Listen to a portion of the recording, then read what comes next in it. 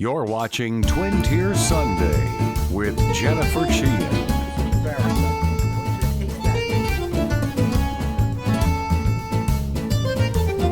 Welcome to Twin Tier Sunday. This week we're learning all about ginseng. And for those of you who don't know exactly what it is or how important it is today, these three guys are going to teach you something miraculous because, believe it or not, it is a very, very expensive crop here, not only in the Northeast, but also throughout Asia as well. So this is Bob. Bob, tell me, what is ginseng?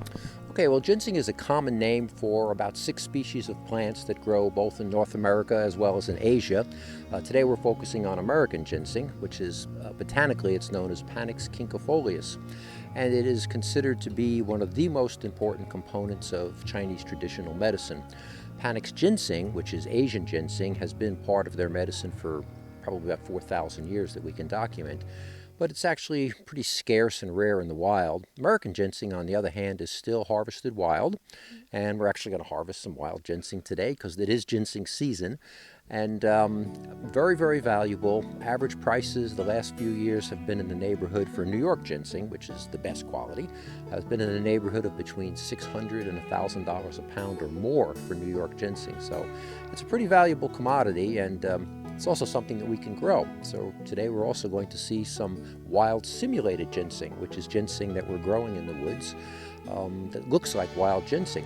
And from a conservation standpoint, it tends to protect the wild plant if you can grow something. So conservation through cultivation is kind of my mantra.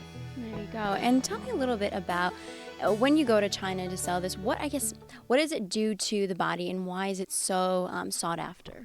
Ginseng is considered an adaptogen, which means it helps your body adapt to stress. It doesn't really cure anything. There's no specific ailment or illness that it would be recommended for, but particularly as people get older, ginseng is something that's prescribed to keep your body functioning properly. So if you have high blood pressure, it might lower your blood pressure. If you're lethargic and you have low blood pressure, it might tend to raise your blood pressure, which is confounding to Western medicine.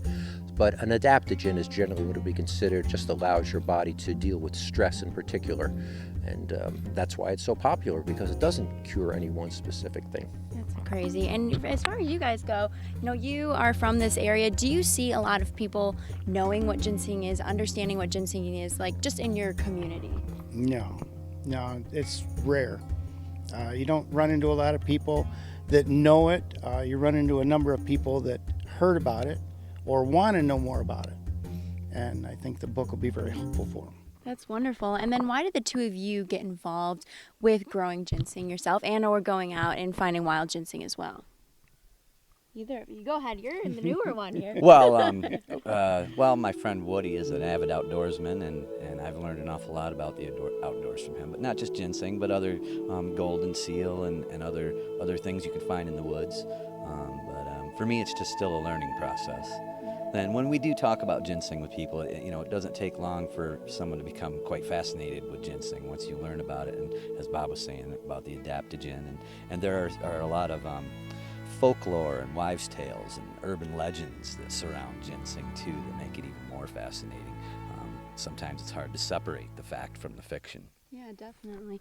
We were also talking about, I had mentioned a little bit earlier that a lot of where I see it is when you go and get your energy drink and it says ginseng on there. If you've ever bought an energy drink, guess what? It's probably in there. But Bob, you were explaining that's not what you think it is. Right. When you buy an energy drink or something that's got ginseng extract in it, it's Asian ginseng, which is mass-produced in China and Korea, and it's a very different product than American ginseng. Asian ginseng is considered to be very stimulating, very yang, very hot, whereas American ginseng is more calming or soothing and yin. And the price of Asian ginseng is much, much less than American ginseng. Asian ginseng can be cultivated for about $15 a pound. And so when you're buying these energy products, you're getting an extract of Asian ginseng for the most part. American ginseng is far too expensive to be incorporated into products. So you don't see a lot of value-added products with American ginseng in it just because it's too expensive. Definitely. And we're going out in a few minutes to an undisclosed location. And that is because it is a very sought-after poached product at some times when you're on state land, or like you were saying, theft if you go onto somebody's private property and decide to take that ginseng. Why is that? Well, because it's so valuable. And you've got these television shows which have become popular, which sort of glorify this outlaw culture, particularly in Appalachia, of how, you know, Jed went to a wedding, so let's go steal his ginseng, and everybody's got their patches of ginseng. Should point out that in Appalachia, ginseng is far more commonly found than it is here in New York. We're kind of at the northern fringe of its range. So it's really quite uncommon, and that's why people who do have it growing on their property don't really want that fact well known, so it's not advertised. Whereas down south, you could find it in West Virginia, Kentucky, southeastern Ohio. It's really quite common. So there's always people that are poaching it. Again, they're poaching it if it's wild ginseng, they're stealing it if it's cultivated ginseng. There is a distinction there that I think we really need, because you hear about poaching, people say, oh, what's the big deal? You know, someone's just taking this wild plant. But if you've invested a lot of time and a lot of money into growing ginseng, and then it's not poaching, then it's theft. That's like somebody coming in your backyard and stealing your crops or something like that. So it's actually a very serious issue. I would be hard-pressed to name any growers that I know of that have not been robbed at some point. It's crazy because it does take so long to get it just right. It takes years and years. Some of these roots that you guys have behind us, you said were like 50, 60 years old. I mean, it takes a long time to make it perfect. One last thing I want to touch on is exporting, because obviously the major market is the Chinese that are buying this. So how is it that you get the product here from New York all the way to China? Oh, there is a paper trail. It is probably the most difficult thing I can think of to try to sell overseas. Ginseng is protected by an international treaty called CITES. And in order for ginseng to be legally exported, even from New York State, there is a paper trail. The roots have to be registered with the DEC. They have to be counted, a certain amount of weight. It has to have an export certificate. Then it has to go through customs. Then it has to go to 4 different ports only in America where it can be exported. So the paper trail to get ginseng, even cultivated ginseng, out of the country is just flat out ridiculous. And that's part of the problem with marketing it too. If you could just sell it, in other words, if I could take New York root to New Jersey and just sell it, you know, that would be one thing. But I actually, even if it was one root, I would have to have an export piece of paper for that. So it's really, you know, the regulations are designed to protect wild ginseng, but it really is a nightmare of paper to try to get it out of the country. 90% of it's going to China anyway, and there's 4 places to get it out of the country. It's really very complicated. All right. So you just learned a little bit about ginseng itself, how it affects your body, how pricey it can be, where you can find it here in New York, and then also how difficult it is to export. So coming up, we're actually going to take a look at a few different types of ginseng, and then we're going to head out into the woods and see if we can find some for ourselves.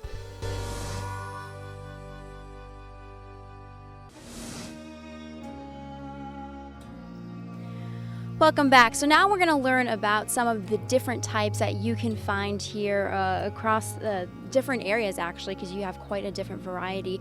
So Bob, tell me, I know you were going to kind of go down the line and do different things here and show me different roots and things that may have happened during its life, because actually looking at the root, you can see, you know, if a mouse had ate it or if there was a worm or how old it is, and you're going to learn some interesting things today. Right.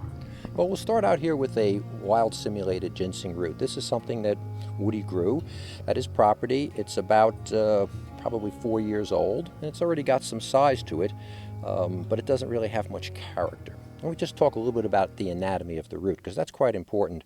On the top here is the apical bud. This bud on the top here actually contains the entire ginseng plant that's going to come up next year. So when this plant goes dormant in the fall, the stalk breaks off and it lays underground. And it doesn't grow like a carrot, by the way, it grows sideways in the ground. And next year, this plant will produce a top. So this is about a 3 or a 4-year-old root, possibly 5, because sometimes the roots, the scars get swallowed. And this is worth maybe $2 as a transplant root, but it really doesn't have any value in terms of medicinal value. It really doesn't get valuable as a medicine until it's 5 or 6 years old. And we've got a few more cultivated roots here. Notice how smooth they are. A little bit of wrinkling here, which is a good sign, because in time, this wrinkling is going to really add value to the root. But again, we're looking at a 3 or a 4-year-old root here. Not worth much. If I were to buy these, I might pay $2 a root as a transplant. If I were buying these by the pound, I don't think I'd pay $100 a pound for it. It's not really worth that much. And is that something that people, when they start cultivating, or if they start cultivating, that they can expect this early on? Yes, and most people will grow it from seed, but a lot of people don't want to wait from seed, so they'll actually buy transplant roots like this, and they'll plant that along with the seed, so they actually get to see the ginseng growing as it comes up every year. It takes a long time to get a really commercially valuable root. Technically, you can't even export it unless it's 5 years old. And the way you determine that is by counting the scars on the rhizome. And this one, I can only really see one distinct scar where last year's top came off. But if we take a root such as this, here's the stalk from last year, right there. Now when that comes off, and it's going to break off, it leaves a scar. There's the bud with next year's plant in it. And if you look at these ridges, you can clearly see the scar. That was the year before, that was the year before, that was the year before, year before, year before. So this root here is probably 10 or 12 years old. Now all of a sudden we're getting into some value. You can see that there's a little bit more of that wrinkling on the root itself, this concentric wrinkling. It's forked, it's branched, which is a good trait, something that would be desirable as opposed to a carrot. So that root, now we're getting into the $200 a pound fresh price range. So $600 a pound dried roughly, because it dries down roughly 3 to 1. And then if you get into the really valuable root, those would be big and they would be old, like this for example. This root, again with that beautiful wrinkling down here, the bud for next year, but look at all the scars on the rhizome. This root in my hand is probably 30 to 40 years old. I have one particular buyer that I sell to who will pay me for this root about $1,200 a pound fresh weight. So this is going to retail at about $3,000 a pound. And I say retail, but actually that's to a dealer. If you were to go to New York City and go into Chinatown and try to buy a root of this quality, you would pay $12,000 a pound or more. Or a root that's this particular shape, that's been this well dug, that it's got all this fiber root with it, that all adds value to it. This is a type of a root that might be displayed and sold individually in a beautiful red velvet box for $5,000. One root. That is absolutely wild. So you've learned a little bit about what it looks like when it's cultivated, what it looks like when it's wild and very, very expensive.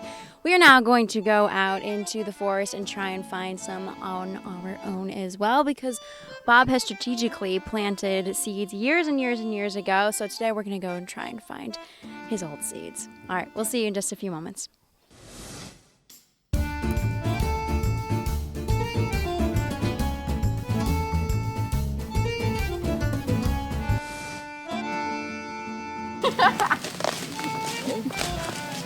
Notice we blindfolded our reporter here.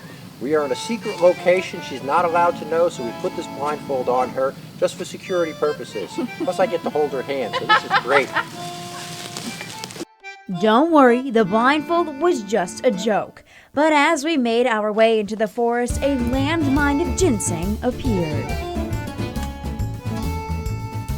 Okay, we've made it down into the forest and we're actually looking at a ginseng plant right here. Oddly enough, I spotted it pretty much right away because of the distinct red berries. So Bob, tell me about this plant here, and I guess explain everything to me.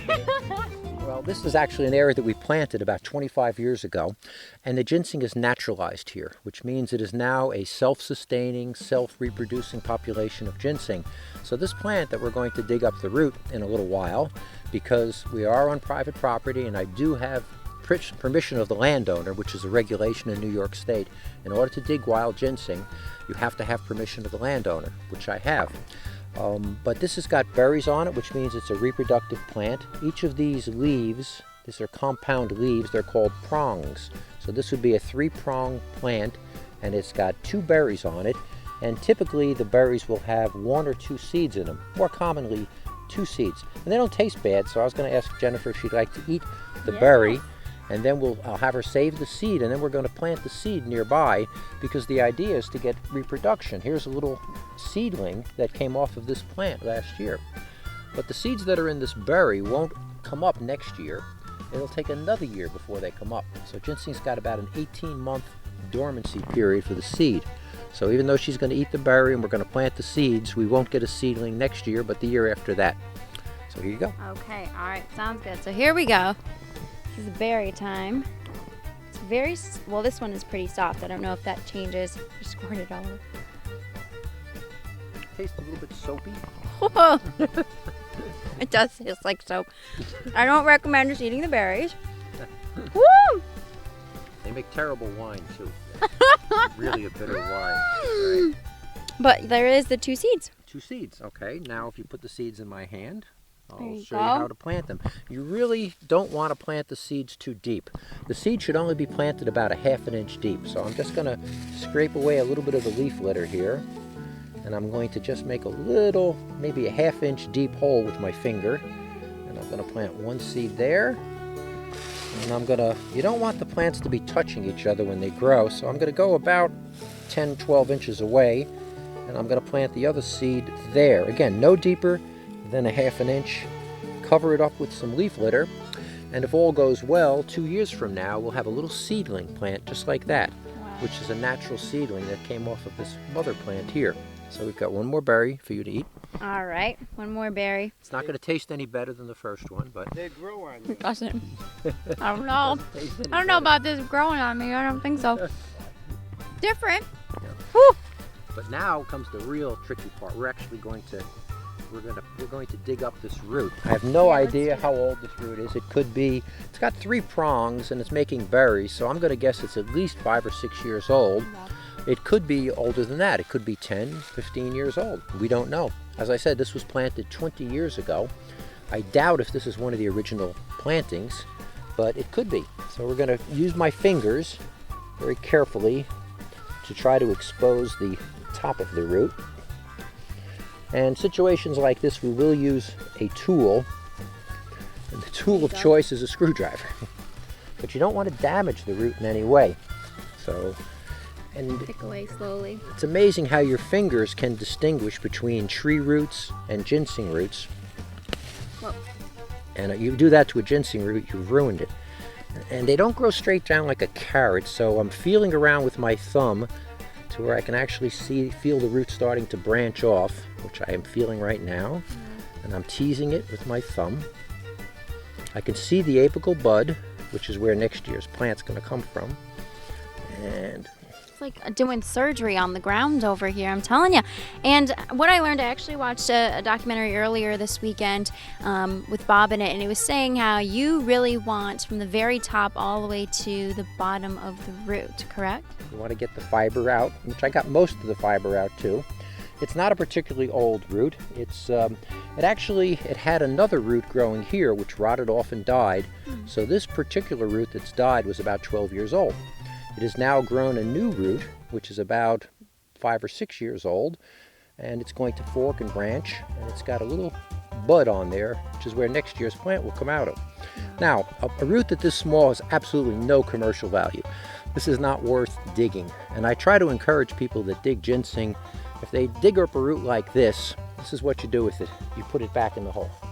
And in 5 or 6 or 7 or 10 years, that root will have grown some character, it'll grow some weight. So don't dig little tiny roots like that and expect to sell them. That root on a weight basis is worth 10 cents, 25 cents for the weight. It's really not worth anything. 5 years from now, it could be worth $5. So when you get a little root like that, you put it back in the ground. The other thing you might want to do is, since it is ginseng season and somebody may come out here and they might decide they're going to steal this ginseng. So what I would do in a situation like that is break off the top very close to the ground. That way there's no evidence that there was a ginseng root here. On my commercial ginseng plantings that I have home, we cut all the tops off the first week of September because we don't want poachers to come in. And actually, the best tasting part of ginseng is this white portion. I hope it's better than Well, berry. you made a face at the berry, but I want you to taste that and see if we had the same Okay. reaction. Just the white portion there. Let's see Take a here. bite of that. Pull up this around here. All right. Mm-hmm. Now, isn't It's that very sweeter? good. It's like a Timothy stem or something like that you can pick. Yeah. It's Now that- very good. Almost like you said, celery. Very similar to that as well. coming up in just a few moments, you're also going to be learning about how you can get involved with cultivating on your own land, because there is a program that is geared just for you.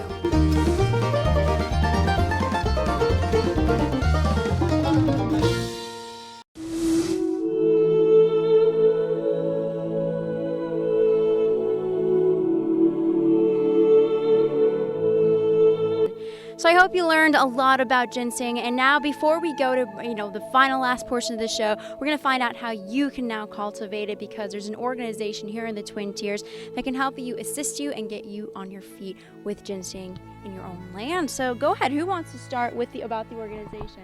Well, essentially, Finger Lakes Ginseng will come to your plot or your property and do a site evaluation and survey the area and determine if, first of all, if ginseng would be able to be cultivated in that area, and if not, we would help you to achieve those goals necessary to grow it successfully in your woods, whether that be to fortify the soil, help you decide how to trim your woods for the proper lighting. We check the pH and do soil samples, and of course and follow your progress. That's all. Definitely. And then how much does it cost for somebody to get involved with the organization, to have you guys assist them? Well, generally, we generally charge $500 for a site survey and evaluation, and that includes a informational book. It's a handbook, a grower's handbook, and it contains a wealth of very valuable information. All Bob Bifus's materials, a lot of his materials are put into one handy book, and there's plot log sheets in there, and we teach you how to log your plots and document them, and of course we stick with you throughout the growing season too. And then how long did you guys have this organization set up for, and then how has the success been so far? Well, the documentation of Bob Bifus here has just started this year.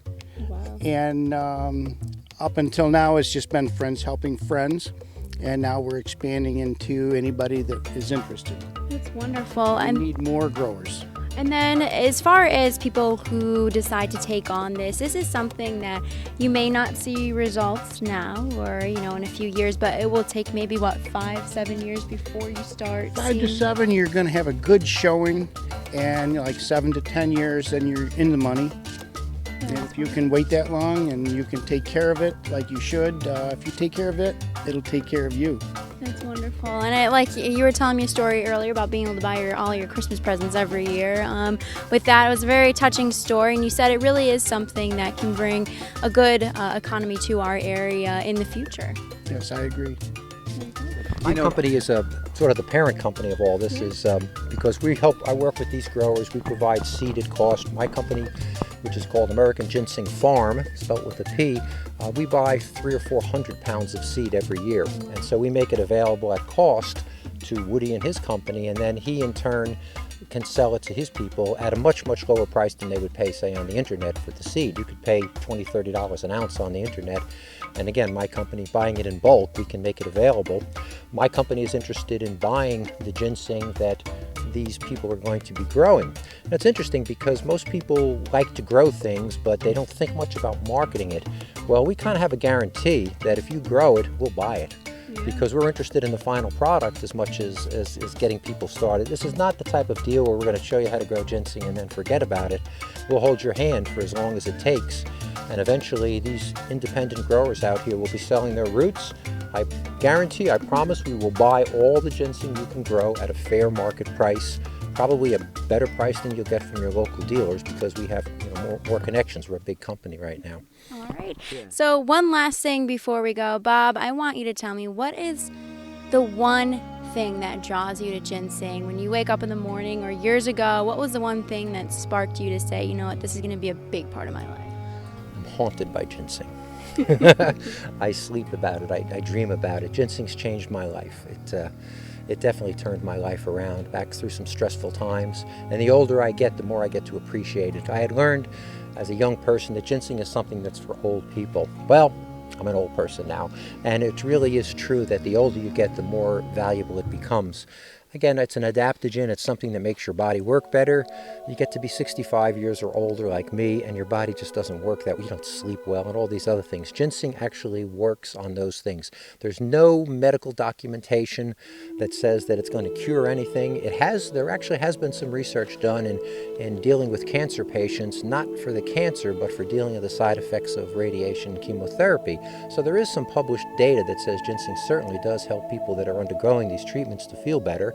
There's been some interesting work with ginseng berry juice. We didn't care for the berries, but the juice from the berries is actually being used to treat type 2 diabetes with pretty good results. So my worst fear is that it will be recognized as a drug and then regulated. I'm very happy that the FDA considers it as worthless, because I think the people that buy ginseng and the people that use ginseng, they know differently, and that's fine with us. Beautiful. All right. Thank you so much for joining us on this week's episode of Twin Tier Sunday. I hope you learned a lot. And how can they get in contact with you guys so they can start growing on their own? www.fingerlakesginseng.com. Perfect. We'll see you next week.